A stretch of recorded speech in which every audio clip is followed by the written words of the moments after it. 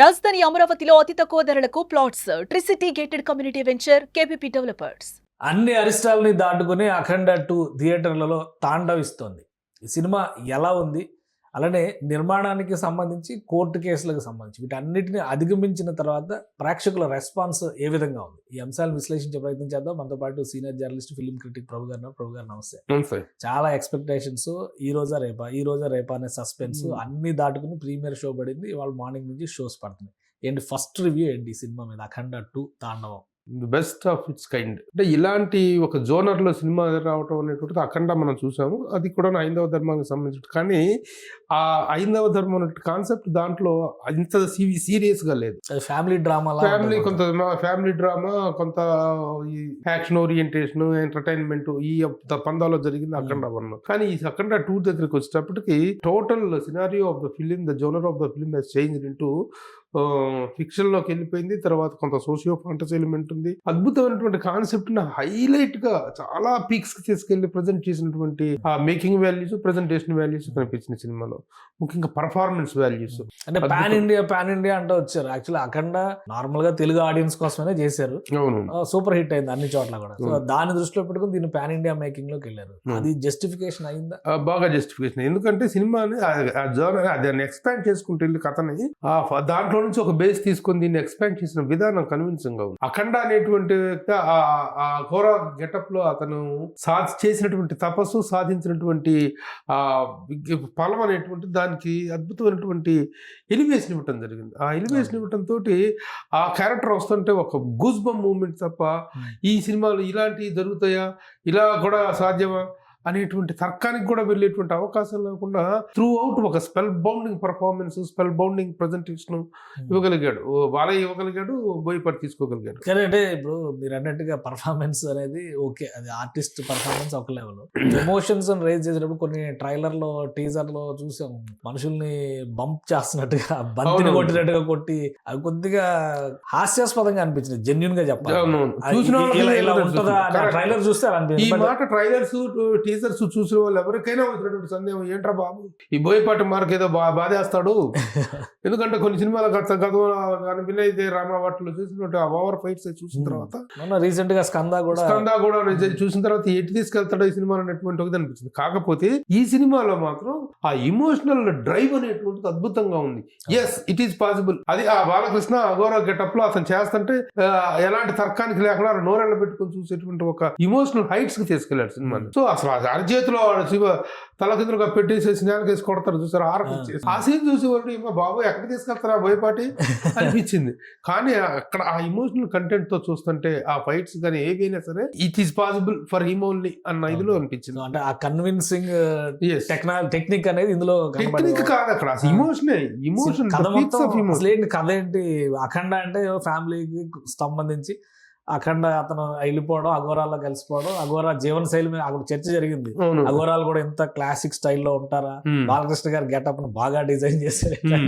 ఇప్పుడు ఇందులో అయితే కొంచెం మాస్ అప్పీల్ కనిపిస్తుంది. ప్లస్ న్యాచురల్ లొకేషన్స్ లో షూట్ చేశారు. చాలా వరకు ఆ సినిమా చేసే టైంలోనే కుంభమేళా దగ్గరికి వెళ్ళి షూట్ చేశారు. సో అవన్నీ చూసినప్పుడు ఏంటి కథ ఏంటి, అన్ని సెట్ అయినాయా లేదా వచ్చిన అవకాశాలను వాడుకున్నారా? కాదు, అది ఆ వాడుకున్నారు.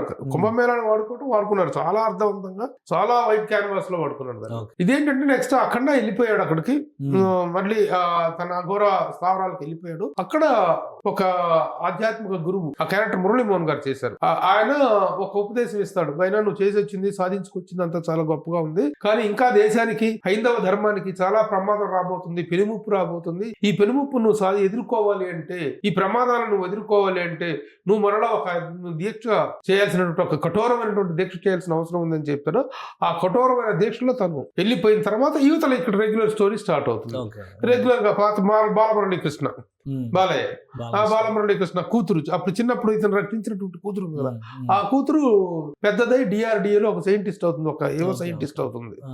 ఆ అమ్మాయి రకరకాల పరిశోధనలు చేస్తూ రామాయణ భారతాల్లో ఉన్నటువంటి కొంత సారాన్ని తీసుకొని ఆ సారం ద్వారా ఎలా హ్యూమన్ ఇదిని మనం కాపాడగలము, ప్రకృతిని కానీ వీధిని కానీ ఎలా కాపాడుకోవచ్చు, ప్రకృతి గతంలో ఎలా అంతమంది ఇంతకాలం జీవించగలిగారు, అప్పుడు ప్రకృతిని మనం ఎలా కాపాడుకునేటువంటి వీటి మీద రీసెర్చ్ చేసిన ఒక డిఫరెన్స్ క్యారెక్టర్ ఆఫ్ అంటే ఈ సినిమా సంయుక్త మీనన్.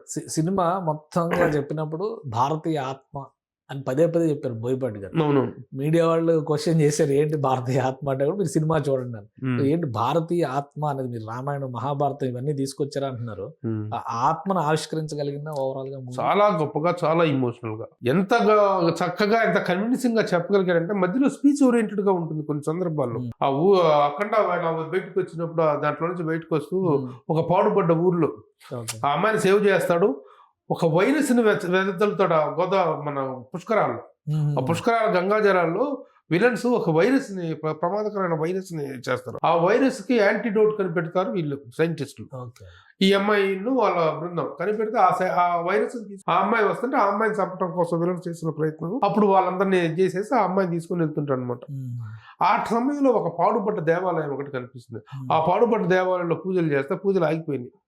ఆ పూజలు చేస్తున్న టైంలో అతను చెప్పినటువంటి హైందవ ధర్మాన్ని గురించి, ముందు మన ధర్మాన్ని కాపాడుకోవడానికి మనం ఏం చేస్తున్నాం అనేటువంటి దాంట్లో చెప్పినటువంటి అలాగే 2-3 సందర్భాల్లో కూడా చివరి క్లైమాక్స్ లో కానీ ఎక్కడన్నా కొంత స్పీచ్ ఓరియంటేషన్ కనిపించింది. చాలా కన్విన్సింగ్ గా చెప్పాడు. ఎలా ఆర్టిస్టులు ఎలా ఉన్నారు? ఎందుకంటే కూతురు క్యారెక్టర్ చాలా హెవీ క్యారెక్టర్. హర్షాలి మల్హోత్రా తీసుకొచ్చి చాలా రోజుల తర్వాత బజరంగి భాయిజాన్ లో చిన్న పాప క్యారెక్టర్ చేసిన అమ్మాయిని తీసుకొచ్చారు. మిగతా క్యారెక్టర్ సంయుక్త మేనన్ గానీ ఎట్లా ఉన్నారు? మిగతా క్యారెక్టర్స్ ఏవి కనిపించవు. బాలకృష్ణ ఓన్లీ బాలయ్య, బాలయ్య బాలయ్యలో కూడా యంగ్ బాలయ్య కూడా కనిపించదు. మొత్తం అఖండ అనేది ఎందుకంటే ఆ ఇమోషనల్ హైట్స్ ఆ స్థాయికి వెళ్ళిన తర్వాత మిగతా క్యారెక్టర్స్ ఎవరెంత పర్ఫార్మెన్స్ చేసినా సరే, ఇప్పుడు విలన్ నెట్వర్క్ కూడా చాలా భారీ స్థాయిలో, చాలా విస్తృతంగా, యాక్చువల్ గా చైనా అనేటువంటి పదాన్ని వాడలేదు కానీ చైనా తో వచ్చినటువంటి చైనా ఆ రోజున గాల్వాన్ దీంట్లో కనుక గాల్వాన్ వ్యాలీ ఆ రోజు జరిగినటువంటి దాని నేపథ్యంలో మామూలుగా యాక్చువల్ గా దేశభక్తి అనేటువంటిది రాగానే పాకిస్తాన్ అనేటువంటిది వస్తుంది. ఇక్కడ ఆ ప్రస్తావన కాదు. ఆ టిబెట్ ఆ ఏరియాలో చైనా షేర్డ్ బోర్డర్ లో ఉన్నటువంటి ఉద్రిక్త పరిస్థితుల నేపథ్యంలో తీసుకున్నాడు కాబట్టి ఆ నేపథ్యం కూడా చాలా హై లెవెల్లో షూట్ చేయడం జరిగింది. ఏదో ఆషామాషిగా చైనా బోర్డర్ ని ఇండియా మ్యాప్ గోడ మీద చూపిస్తాం కాకుండా అది యాక్చువల్ లొకేషన్స్ లో చేసినటువంటి షూట్ కానీ అద్భుతంగా తీసారు. సో మిగతా ఆర్టిస్టులు అందరూ వాళ్ళ క్యారెక్టర్ కి అంతా ఓకే బాగుంది అని అనిపించిందా సినిమా? చాలా. ఎక్కడా కూడాను ఈ హైందవ ధర్మం మీద తీస్తున్నాం కాబట్టి ఏదో టేక్ ఇట్ యాజ్ గ్రాంట్ గా తీసుకుని మనం ఏది చెప్తే అది నమ్ముతారు, ఏది చెప్తే అది వింటారు అనేటువంటి ధోరణి కాకుండా ఒక అథెంటిక్ గా, సాధికారికంగా హైందవ ధర్మ సూక్ష్మాలను కానీ హైందవ ధర్మ ఔన్నత్యాన్ని కానీ అద్భుతంగా చెప్పినటువంటి కాన్సెప్ట్స్, డైలాగ్స్ ముఖ్యంగా బోయపాటి సీనికి సహకరించినటువంటి కొంతమంది రచయితలు ఉండవచ్చు కానీ the final output that he's come from Boyapati Seenu ఒక గొప్ప దర్శకుడు, ఒక గొప్ప విజనరీ కనిపించాడు.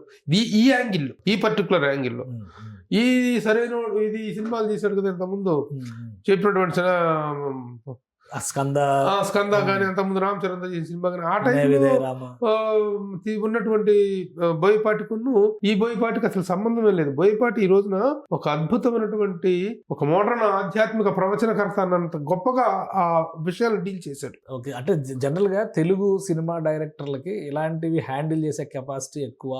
బాహుబలి తర్వాత రాజమౌళి గారిని చూసిన విధానం కానీ కొన్ని సబ్జెక్ట్స్ ఇక్కడ గతంలో కూడా విశ్వనాథ్ గారు కానీ రాఘవేంద్రరావు గారు కానీ బాలీవుడ్ లో కూడా ప్రూవ్ చేసుకోవచ్చు. ఇప్పుడు బోయపాటి గారు ఎంతో పాన్ ఇండియా లెవెల్కి వెళ్ళిందా? డెఫినెట్ గా వెళ్ళింది. ఎందుకంటే ఇది మనకి అంటే కూడా నార్త్ లో విపరీతంగా కనెక్ట్ అవుతుంది. నార్త్ లో చాలా బాగా కనెక్ట్ అవుతుంది. ముఖ్యంగా కుంభమేళా సీన్స్ చాలా అద్భుతంగా తీశారు. సో ఇంకా ఈ సినిమాలో హీరోయిన్ క్యారెక్టర్ కానీ మిగతా క్యారెక్టర్స్ గతంలో చేసిన జగపతి బాబు గారు కానీ హీరోయిన్స్ ఎవరికి పెద్దగా స్కోప్ లేదు. ఆ సంయుక్త మీనన్ అక్కడ ఈ డిఆర్డిఏలో ఈ అమ్మాయి వాళ్ళ మాస్టర్ ఆవిడ టీచర్, ఆ టీచర్ కూడా వస్తుంది ఇక్కడికి సెలవుల్లో. ఈ అమ్మాయి బర్త్డే కానీ ఈ అమ్మాయి కూడా వస్తుంది ఇక్కడికి. వచ్చిన ఆ అమ్మాయితో ఒక ఐటమ్ సాంగ్, అది కమర్షియల్ స్కేల్ లో పెట్టుకున్నటువంటి ఐటమ్ సాంగ్. ఆ సాంగ్ ఉన్న జాజికాయ సాంగ్ అది ఉన్నా పర్వాలేదు, లేకపోయినా పర్వాలేదు, కాకపోతే ఒక కమర్షియల్ మార్గం ఐటమ్ కావాలి అనేటువంటి ధోరణిలో పెట్టిందే తప్ప ఇట్ డజంట్. మ్యూజిక్ ఎలా ఉంది? సినిమా మ్యూజిక్ గురించి కూడా చాలా ట్రోల్స్ వచ్చినాయి. Hats off to Thaman reach ఎందుకంటే తమన్ రోరింగ్ మ్యూజిక్ ఇచ్చాడు, ఎక్కువ కొట్టారు అని చెప్పేసి. ఆ జాజికాయ సినిమా సరిగా లేదని చెప్పేసి విపరీతంగా ట్రోల్ చేశారు. అవునవును. ట్రోల్ చేస్తే కానీ ఈ సినిమా చూసిన తర్వాత మిగతా 2 సాంగ్స్ 3 సాంగ్స్, ఫస్ట్ బిగినింగ్ లో ఒకటి, తర్వాత 2 థీమ్ సాంగ్స్ 2, మధ్యలో ఈ జాజ్ గై సాంగ్. సూపర్ అసలు సెకండ్ హాఫ్ లో బ్యాక్గ్రౌండ్ స్కోర్స్, ఎమోషనల్ కంటెంట్ లో ఇచ్చిన BGM లు ఎట్లా ఉన్నాయి? చాలా బాగుంది. Taken the film to the next level. Well packed. ఇదంతా సినిమా గురించి ఓకే, మీరు అంతా పాజిటివ్ సర్టిఫికేషన్ ఇస్తున్నారు, అర్థమైంది మాకు. కానీ సినిమా రిలీజ్ ముందర పడ్డటువంటి కష్టాలు, దాని ఎఫెక్ట్ ఏమైనా ఉందా రిలీజ్ కి? మనం మొదట్లో కూడా లాస్ట్ టైం లో ఒక వీడియోలో కూడా చెప్పాను, ఇలాంటి అవరోధాలు ఎన్ని వచ్చినా అసలు సినిమాలో కంటెంట్ ఉంటే ఏ అవరోధాలు కూడా దాని సక్సెస్ ఆపలేవు అనేటువంటిది. ఈ రోజు ఇన్ని కష్టాలు దాటుకున్న సినిమా బయటకు వచ్చింది, వాటి తాలూకు ఇంపాక్ట్ ఏమాత్రం లేదు, ఇంకా ఇంపాక్ట్ పెరిగింది. ఈ వారం అదే అప్పుడే ఇమీడియట్ గా ఏదో గందరగోళం చేసుకుని రిలీజ్ చేసి ఉంటే ఇది ఉండేది కాదు. కానీ 1 వీక్ జస్ట్ 1 వీక్ ఇదిలో రావటం వల్ల ఆ బజ్ ఇంకా పెరిగింది, ఆ క్రేజ్ ఇంకా పెరిగింది సినిమా. కానీ ఇంకా తెలంగాణ హైకోర్టులో కేసు మళ్ళీ ప్రీమియర్ షోలు కూడా వేయకూడదు అన్నారు, అయినా అవి కూడా వేసారు. ప్రీమియర్ షోస్ అనేటువంటి పడతాయా లేవనేటువంటి డైలమా రాత్రి 9:30 దాకా కూడా కొనసాగుతూనే ఉంది.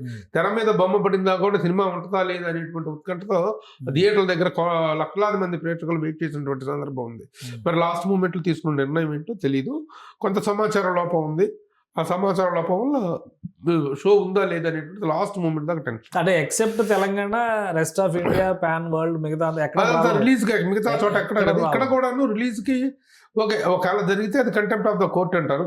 కంటెంప్ట్ ఆఫ్ కోర్ట్ అంటే కోర్టు తీర్పులో కూడాను ఆ పెంచిన రేట్ల మీద ఏమన్నా ఇచ్చారో తప్ప షోలే వేయద్దు అనేటువంటిది ఉందని నేను అనుకోవట్లేదు. బట్ వాట్ క్లారిటీ తీసుకోవాలి. సో ఫైనల్ గా సినిమా గురించి మీరు ఏం కన్క్లూడ్ చేస్తారు? ఎలాంటి రికార్డులు మోగుతుంది? ఎందుకంటే అవి కూడా సవాళ్ళు విసురుతున్నారు చాలా మంది. సో ఎట్లా ఉండొచ్చు? డెఫినెట్ గా ఇంత మంచి ఇది వచ్చినప్పుడు డెఫినెట్ గా దాని తాలూకు రెవెన్యూ కూడా, దాని తాలూకు రిజల్ట్ కూడా చాలా గొప్పగా ఉంటుంది. ప్రొడ్యూసర్స్ ముఖ్యంగా ఏమైనా చెప్పారా? ప్రొడ్యూసర్ మీరు ఏమైనా మాట్లాడారా? లేదు, వాళ్ళు దొరికేటట్లేదు.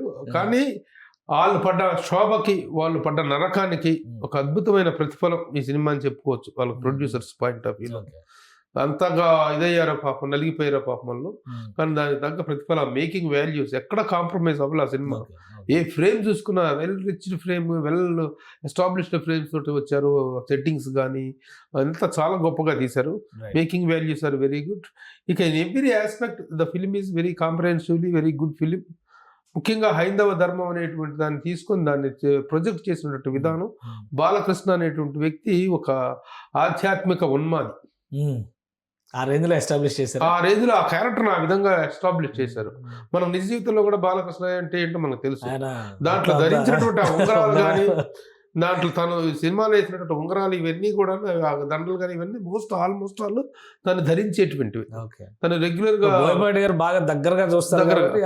మరి ఆ కాంబినేషన్ కూడా ఆ బాలయ్య కోసం బోయపాట, బోయపాట కోసం బాలయ్య అనేటువంటిది BB4 అనేటువంటిది blasting.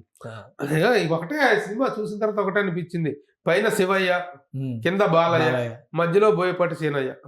This is the cinema. ఆ రేంజ్ లో ఆ సినిమా మాత్రం అదరగొట్టేసింది.